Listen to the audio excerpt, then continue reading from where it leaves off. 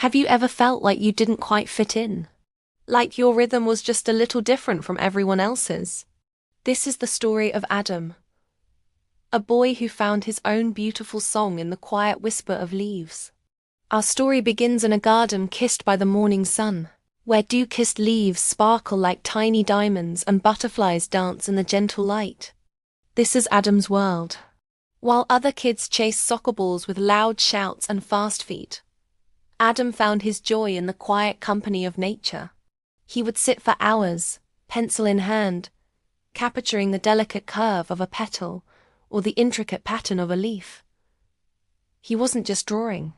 He was listening to the stories the garden told him. But the world outside his garden wasn't always so kind. At school, his quiet nature was mistaken for weakness. "Why don't you play with us, Adam?" they'd ask. "Drawing is for girls." Another would jeer. Their words were like little stones, and soon Adam started to feel heavy with them. The vibrant colors of his world began to fade to gray.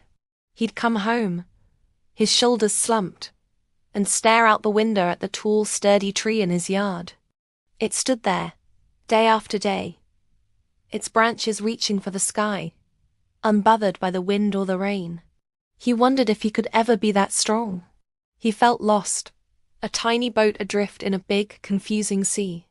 If you've ever felt this way, remember you're not alone, and reaching out to someone you trust is a sign of incredible strength. Seeing his sadness, his mom wrapped him in a warm hug that said everything without a single word. His dad took him outside to that very same tree. He placed a hand on its rough bark and said, "Adam, this tree doesn't try to be a flower, and a flower doesn't try to be a river. Each one is beautiful, because it is exactly what it's meant to be. And you, my son, are meant to be exactly who you are." That conversation was like a seed planted in Adam's heart.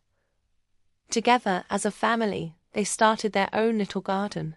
They dug their hands into the cool earth, planted tiny seeds, and watched them grow. With every new sprout that pushed through the soil, Adam's own confidence began to blossom.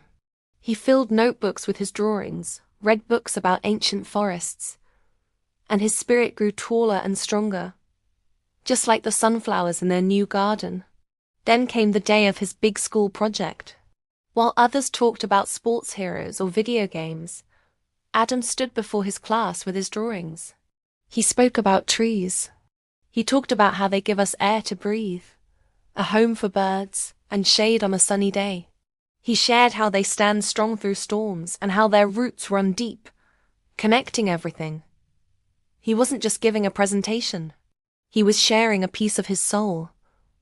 The room was silent, captivated. When he finished, the silence was broken by a wave of applause. His teacher beamed with pride, and the same kids who once mocked him now looked at him with admiration.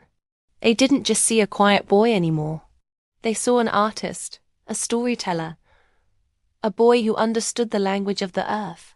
In the end, we see Adam standing in his vibrant garden, now a lush and beautiful space he created with his family. The sun shines down on him, and he is no longer the sad, lonely boy looking out the window. He is a young man, rooted in his passions, supported by love, and reaching for the sky. Adam's story reminds us all that our differences are not our weaknesses. They are our superpowers. Your unique talents are a gift to the world. Don't be afraid to let them grow. Thank you for watching.